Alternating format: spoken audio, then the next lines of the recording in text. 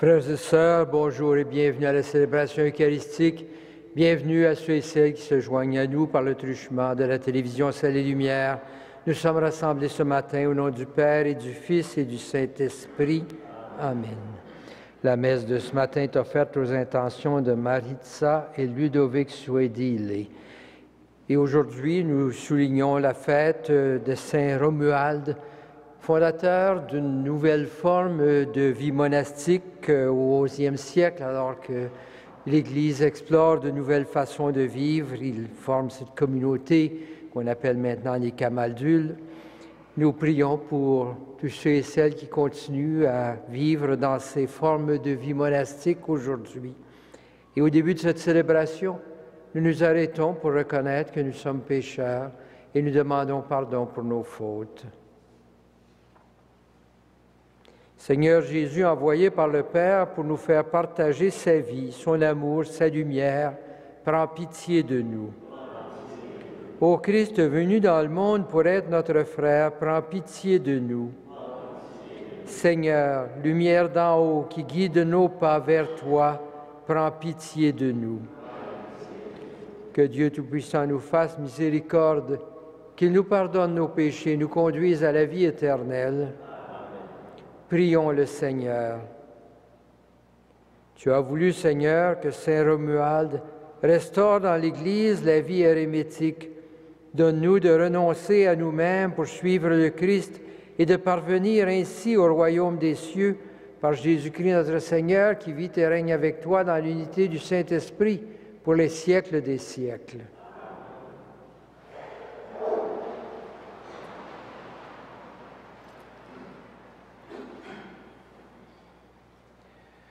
Lecture de la seconde lettre de Saint Paul apôtre aux Corinthiens. Frères et sœurs, rappelez-vous le proverbe « À semer trop peu, on récolte trop peu. À semer largement, on récolte largement. Chacun doit donner comme il a décidé dans son cœur, sans regret et sans contrainte. Car Dieu aime celui qui donne joyeusement.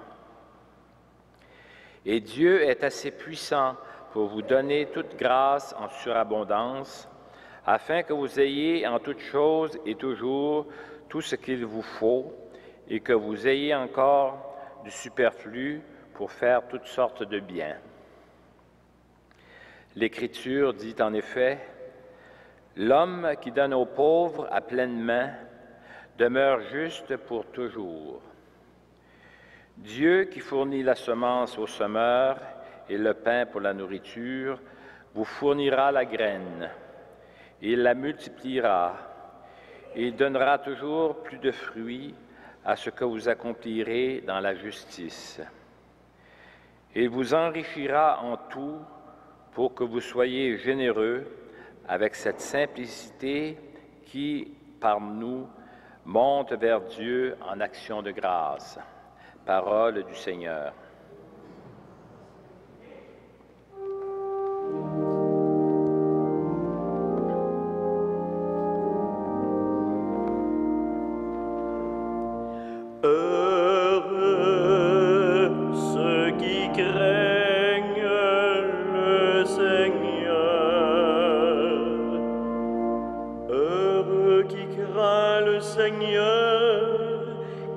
Entièrement sa volonté, sa lignée sera puissante sur la terre, la race des justes est bénie.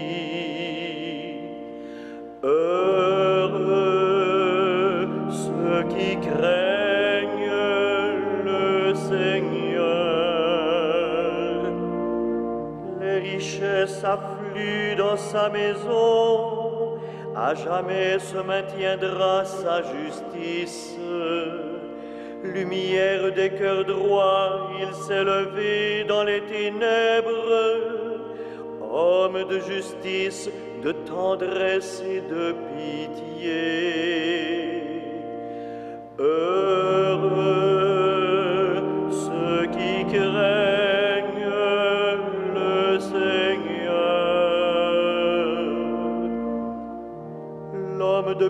rien à pitié, il partage. À pleine main, il donne aux pauvres. À jamais se maintiendra sa justice. Sa puissance grandira et sa gloire. Heureux ceux qui craignent le Seigneur.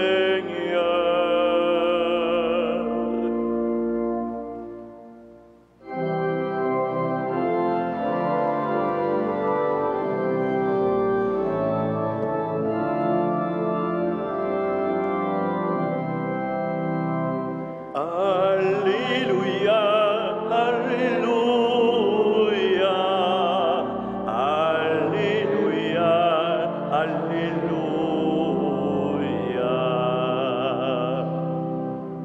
Heureux qui se plaît dans ta loi, Seigneur, l'homme de justice, de tendresse et de pitié. Alléluia, Alléluia, Alléluia, Alléluia.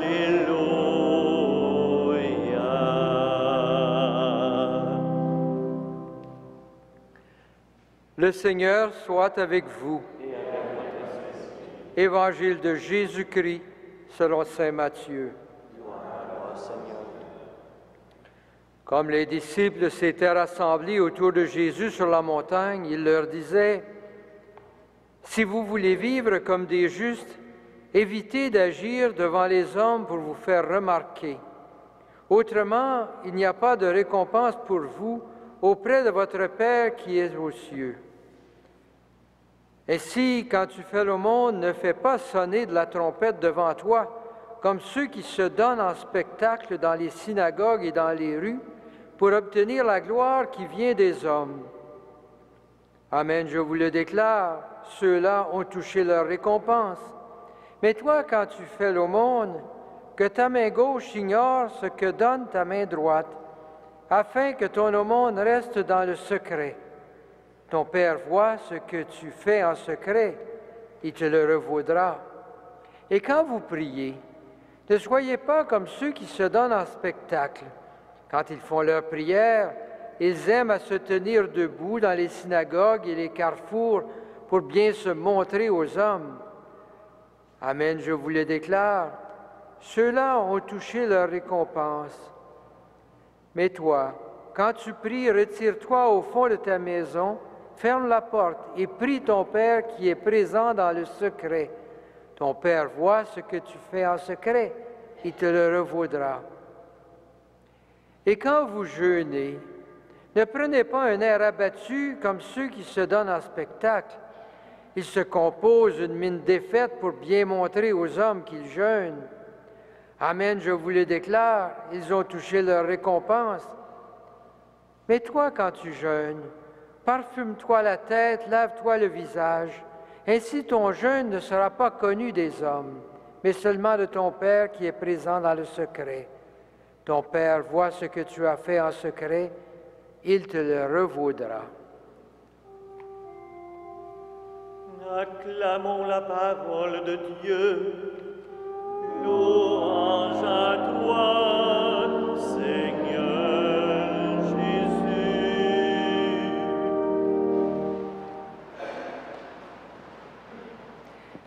Chers frères, chères sœurs, nous sommes sans doute habitués à entendre ce texte d'Évangile au début du carême.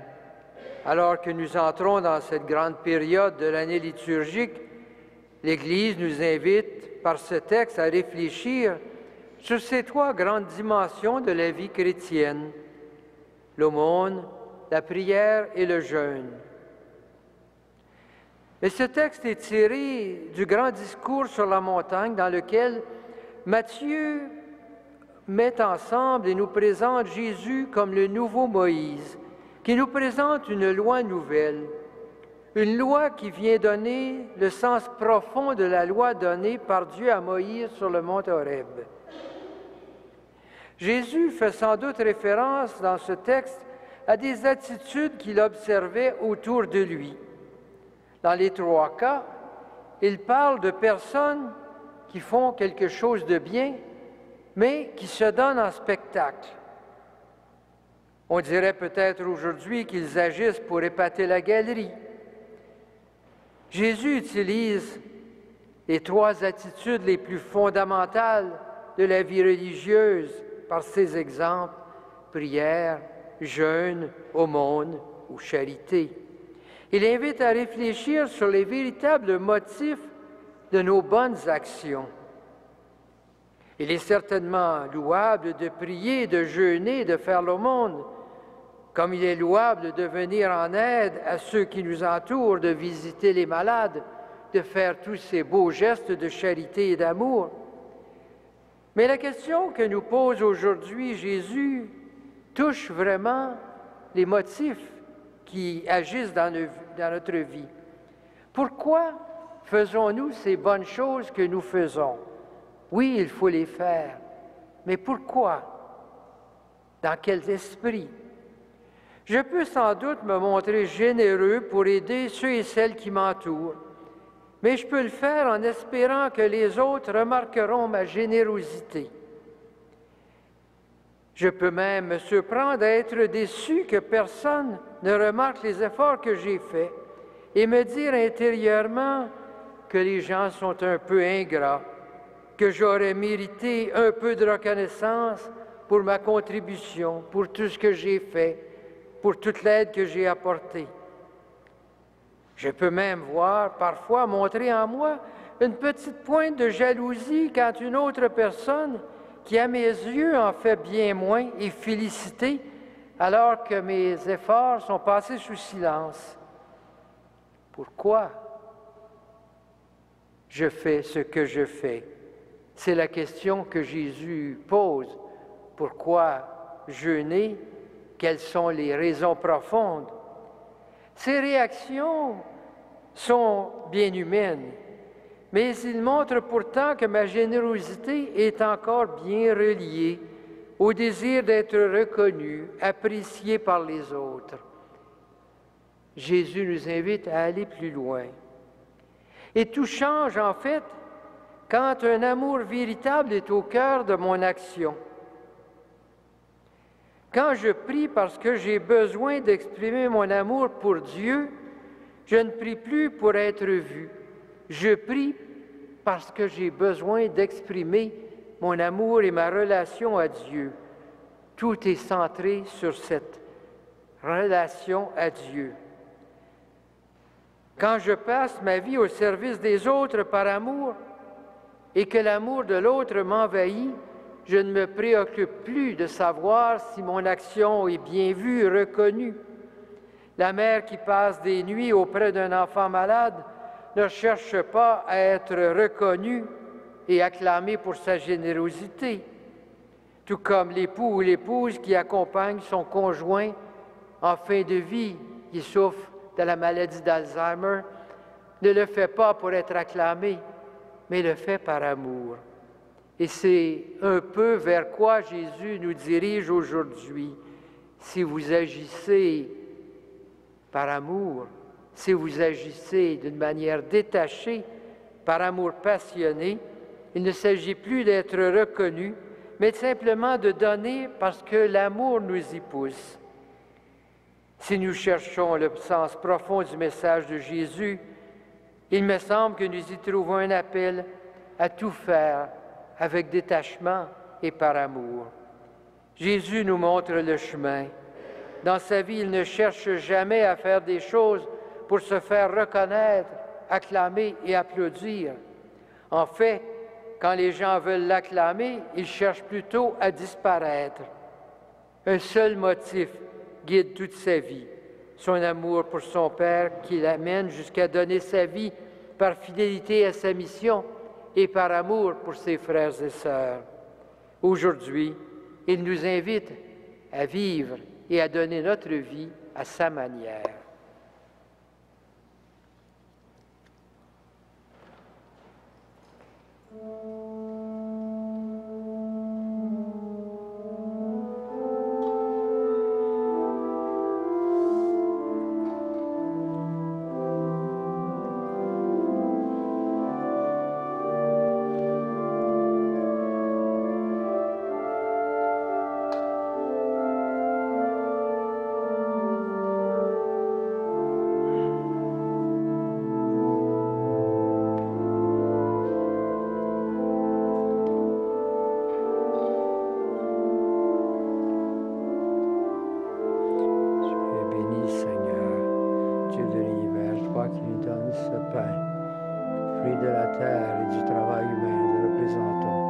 que ce pain soit pour nous le pain de la vie.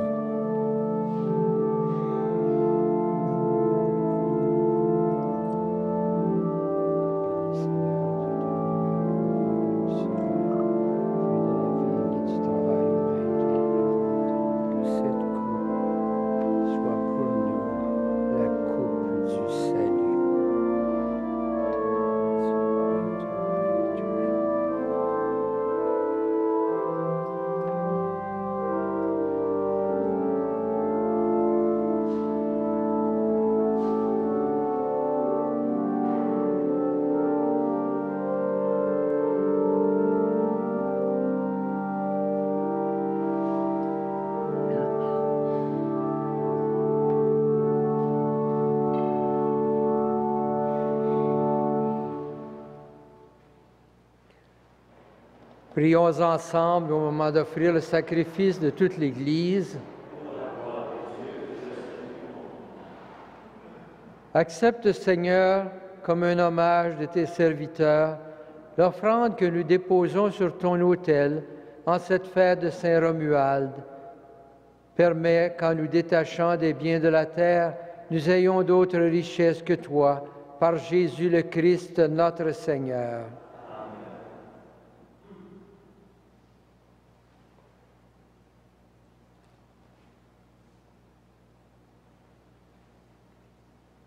Le Seigneur soit avec vous. Élevons notre cœur. Rendons grâce au Seigneur notre Dieu. Vraiment, il est juste et bon de te rendre gloire, de t'offrir notre action de grâce, toujours et en tout lieu, à toi, Père très saint, Dieu éternel et tout-puissant. Nous célébrons les prévenances de ton amour pour tant d'hommes et de femmes parvenus à la sainteté, en se donnant au Christ à cause du royaume des cieux. Par ce mystère d'alliance, tu veux que notre condition humaine retrouve sa splendeur première et que dès ici-bas, nous ayons un avant-goût des biens que tu nous donneras dans le monde à venir. C'est pourquoi, avec les anges et tous les saints, nous chantons et proclamons.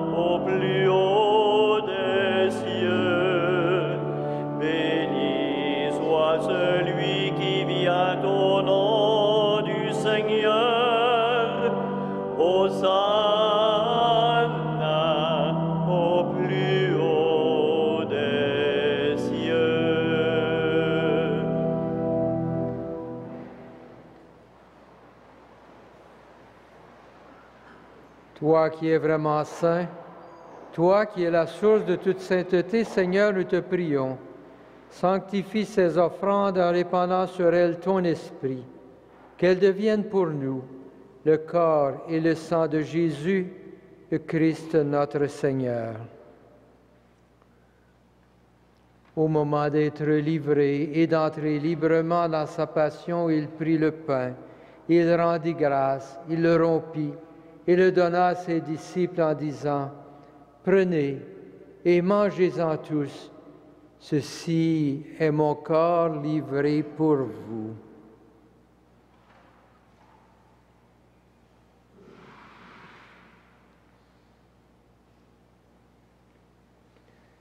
De même, à la fin du repas, il prit la coupe. De nouveau, il rendit grâce et la donna à ses disciples en disant, « Prenez et buvez-en tous, car ceci est la coupe de mon sang, le sang de l'alliance nouvelle et éternelle, qui sera versé pour vous et pour la multitude en rémission des péchés.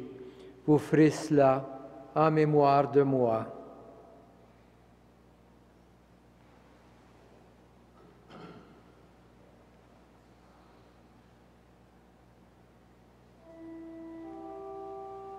Il est grand le mystère de la foi.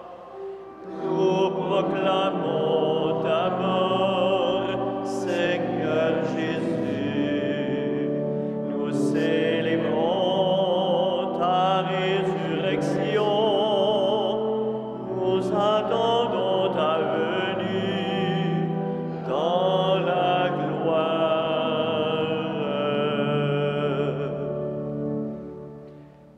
Faisant ici mémoire de la mort et de la résurrection de ton Fils, nous t'offrons, Seigneur, le pain de la vie et la coupe du salut.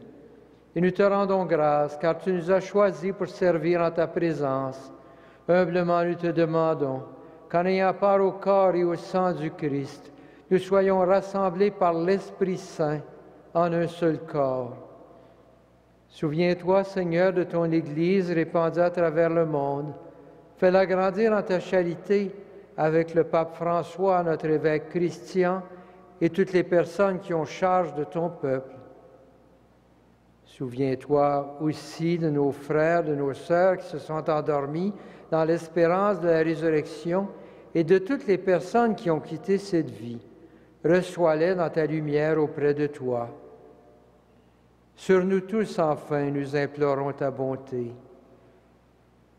Permets qu'avec la Vierge Mère et la bienheureuse Mère de Dieu, avec Saint Joseph, son époux, avec les apôtres, avec Saint Frère André et les saints de tous les temps qui ont vécu dans ton amitié, nous ayons part à la vie éternelle et que nous chantions ta louange par Jésus-Christ, ton Fils bien-aimé. Par lui, avec lui et en lui, à toi, Dieu le Père Tout-Puissant, dans l'unité du Saint-Esprit, tout honneur et toute gloire pour les siècles des siècles.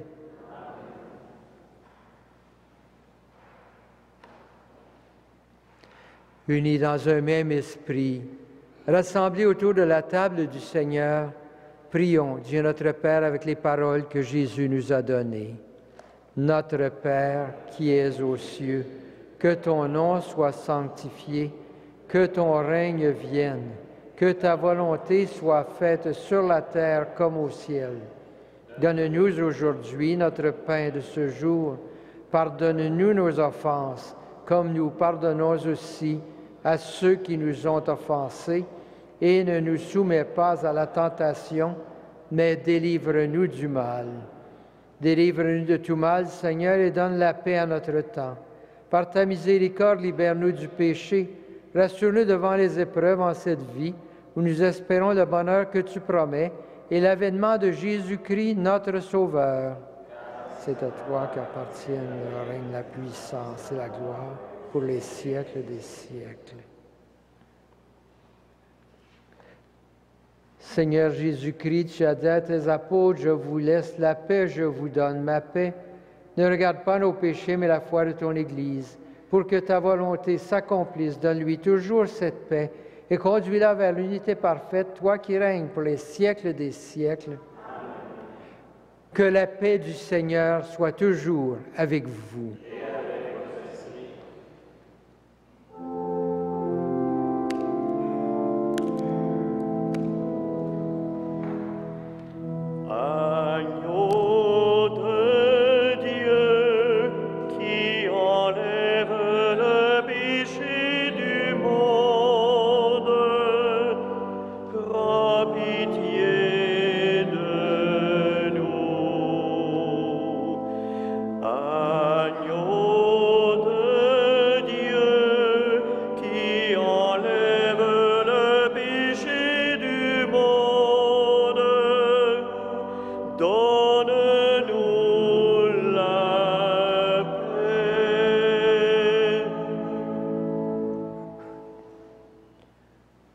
Heureux les invités au repas du Seigneur. Voici l'agneau de Dieu qui enlève le péché du monde.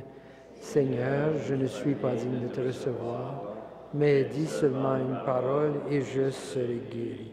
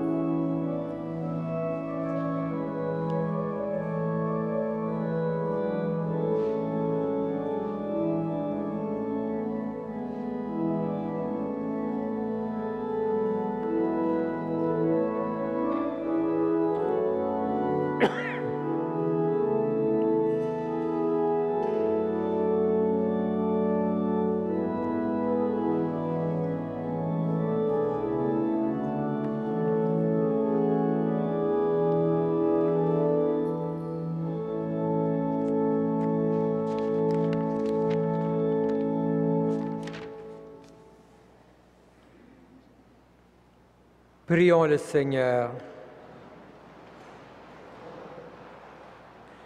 Déjà fortifiés par cette communion, nous te supplions encore, Seigneur notre Dieu, puissions-nous, à l'exemple de saint Romuald, ne jamais rechercher que toi et vivre dans ce monde en homme nouveau, par Jésus, le Christ, notre Seigneur, qui vit et règne avec toi, dans l'unité du Saint-Esprit pour les siècles des siècles.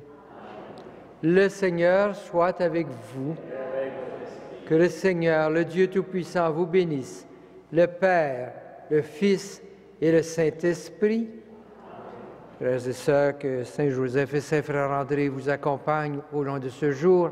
Allez dans la paix et dans la joie du Christ.